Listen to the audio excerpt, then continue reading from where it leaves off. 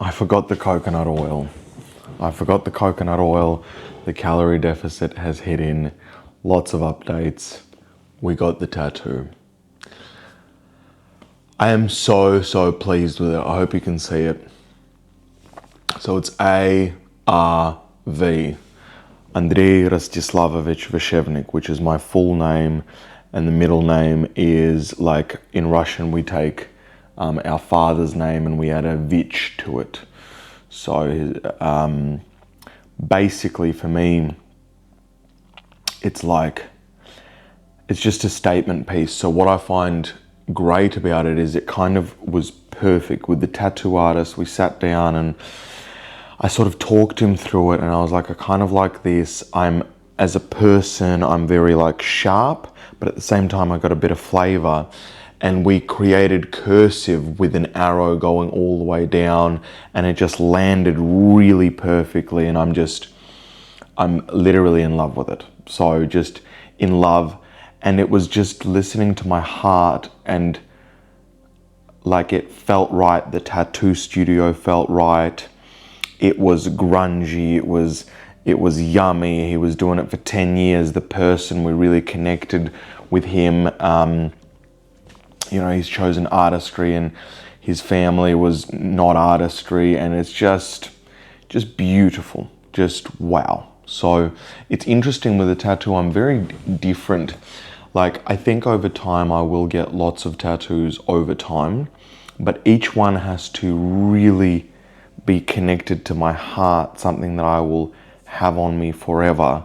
And it's something that like is 100% like really I'm happy to identify with for the rest of my life. So, that's kind of an easy one. That's my name. But if not now, then when? Well, I really believe that in the world, we are all going to die one day.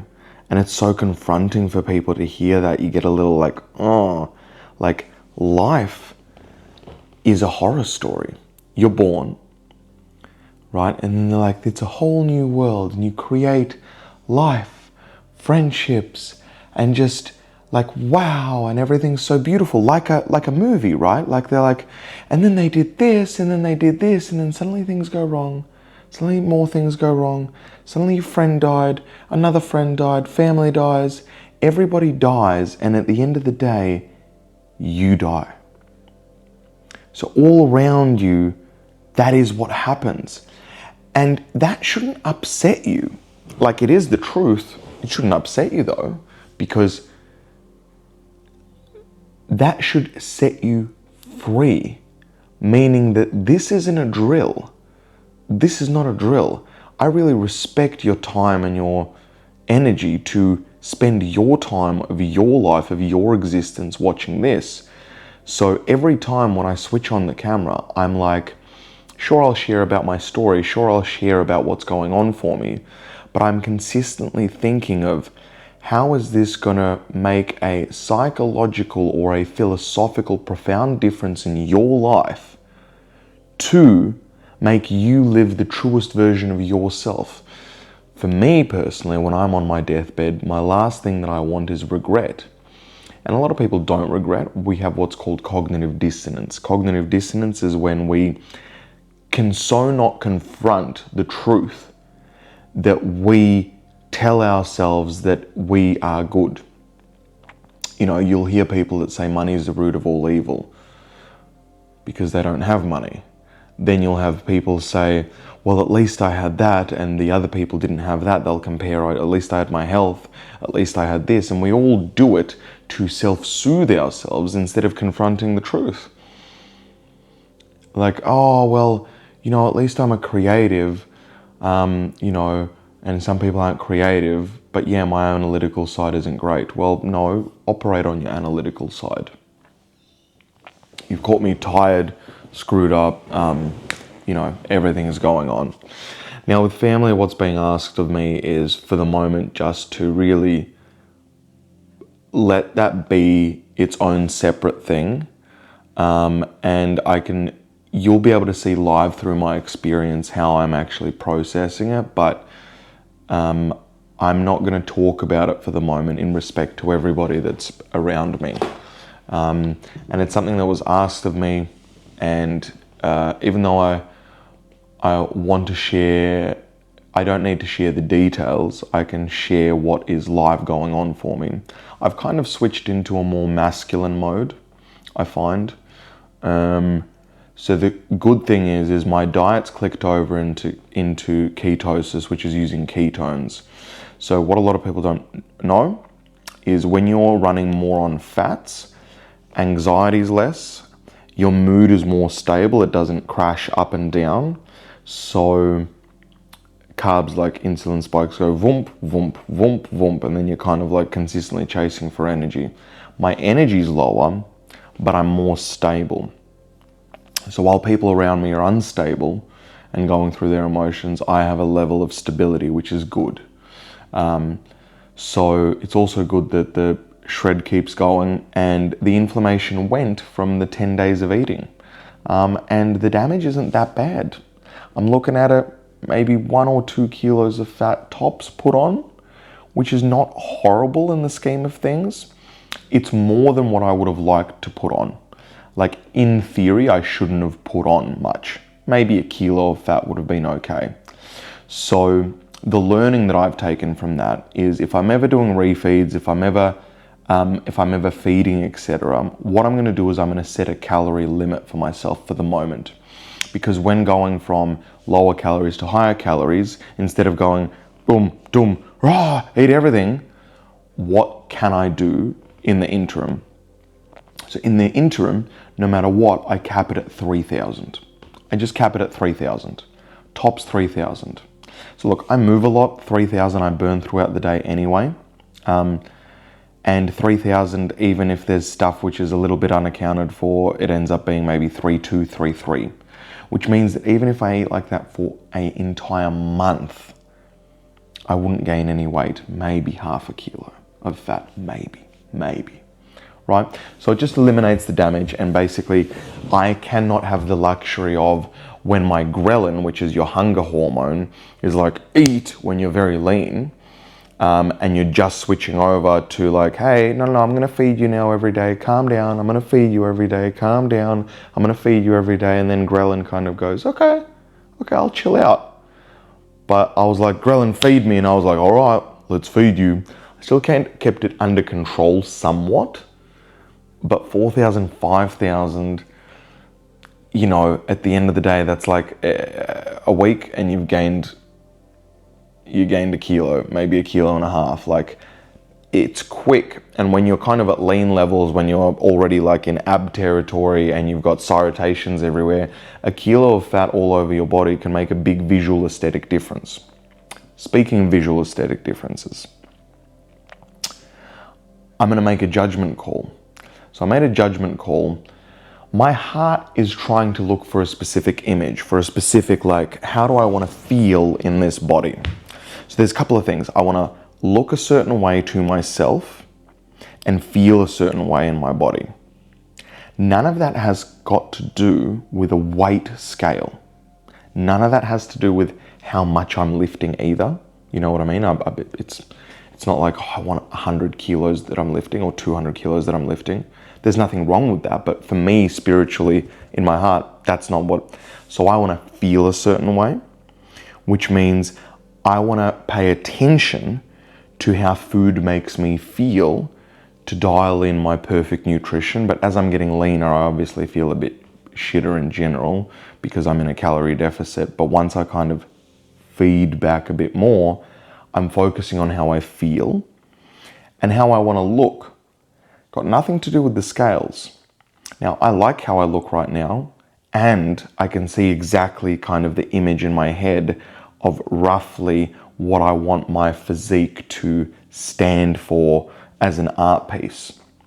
So, as an art piece in this world, like, I want, like, just like people wear clothes to represent their personality, I want my physical appearance to represent my personality, same as my tattoos to represent my personality. But tattoos are easy to get. You just get them and then they're like, yes, persona. But for me, it was like, it was the whole, I want a whole art piece. So I'm not going to weigh myself. So even when I get back to home base, I'm not going to weigh myself anymore. It's just going to be visual representation. And we've just got that in my head. I've got that image of exactly what I kind of want to look like right there, what that art piece looks like. And I'm just walking towards it, literally walking with cardio. Interestingly, I've made a difference to cardio as well. I've minimized the cardio because I'm walking around all day, whether we're at hospitals, whether I'm walking to tattoos back and forth, I'm getting like a lot more steps in. So to ramp up the cardio and then ramp it up that way, it's not necessary. What I will do is I'll probably throw in an hour of cardio from tomorrow. I needed to take cardio off today because tattoo, make it not sweat. But otherwise, that's kind of where we're at. I feel calm, I feel present, and I feel when life begins to be like, there's a lot, the best way to deal with things is to, and I think life forces you to do that in really tough situations, is just to be here right now. So right now, I'm with you. Then I'll stop this film and I'll be like, right, I need to pay a staff member. I'm going to be with that staff member. I need to be in that voice message there. I need to be in the shower. I need to be there. I need to be there. So I begin to become this person, which is like, what is required of me now? And I will be there now that way. So I'm now going to be there. And now I'm going to be there. And now I'm going to be that way. And now I'm going to be that way. And you know, I don't need to do anything else. Presence is not thinking of what's going to happen in the future. That causes anxiety. So you're like, depression or past is thinking about, what happened in the past that can make you sad. So past, sad.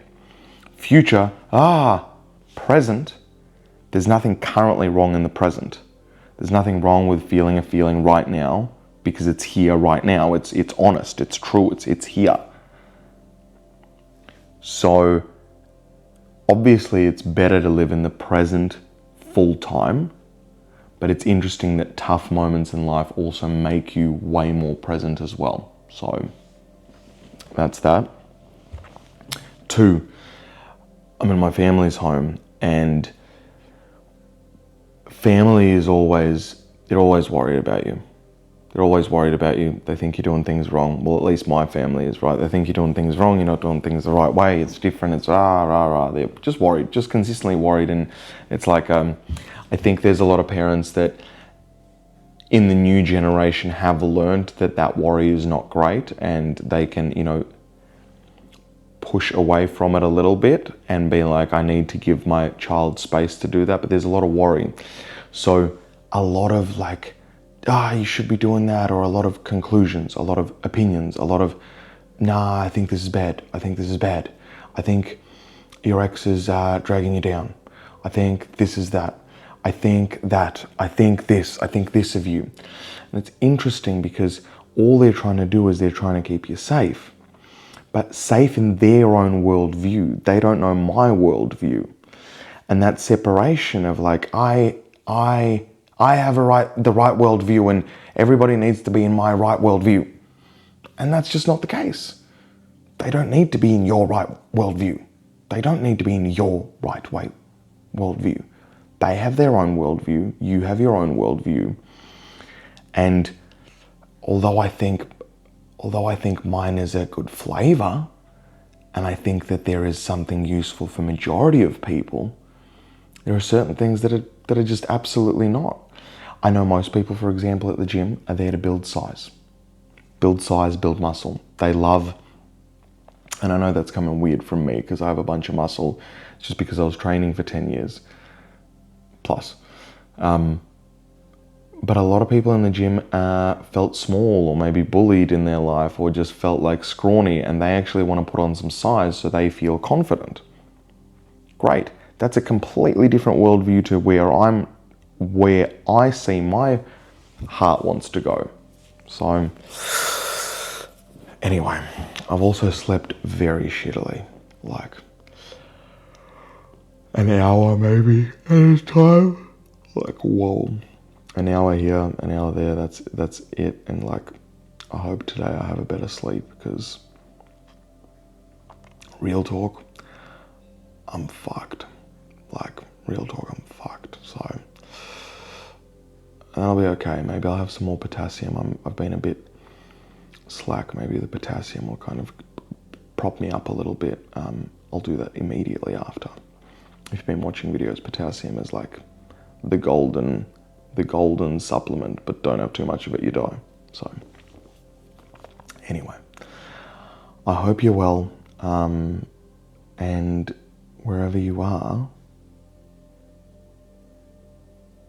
this is what I'd like to leave you with. I had a chat at the gym this morning with a girl, and we were talking about how vibrationally sometimes you don't match with people, and that's okay. And lately I've been really open to chatting with everybody. And then some people are, you kind of feel like, oh, they're on your frequency and you vibe, and some people aren't. And beforehand I'd be like, but why? Everyone needs to love me. I was like, no, they're just on a different vibration at the moment. They may enter your vibration. They may later not enter your vibration. Things may change. I hung out with my ex yesterday. Our vibrations are similar in some respects, and in some other respects not. Not the previous ex, like the best friend ex of 16 years. Vibrationally, we're not on the same vibration. Whether that changes at some point, that may, and then we'll feel that both. But at the moment, it doesn't feel that. And you can just honor that. It's so beautiful, because there's nothing wrong with not being on the same vibration at the moment. You don't need to be like, oh, well now, but we should be friends, but we shouldn't be friends. Like, it's fine. We're just not on the same vibration at the moment, and that's cool. And that may join up later, that may not join up later, and that's cool as well. Everyone has their own choice of how to live their life. So listen to your heart, and if it vibes, if there's literally vibes, great, keep it going. If the vibe's a bit off, listen to it. Just listen to it. I'm learning to listen to mine, so I'm like, be on this journey with me. Like, I'm just learning to listen to my vibe. If it's off, it's like, it's cool. It's not, it's just a bit off at the moment. No worries. Okay, it's a bit on now. Fantastic. Amazing. Anyway, I am so sleep deprived. I hope any of this made sense. I love you to bits. I love the tattoo. I'll see you tomorrow. Peace.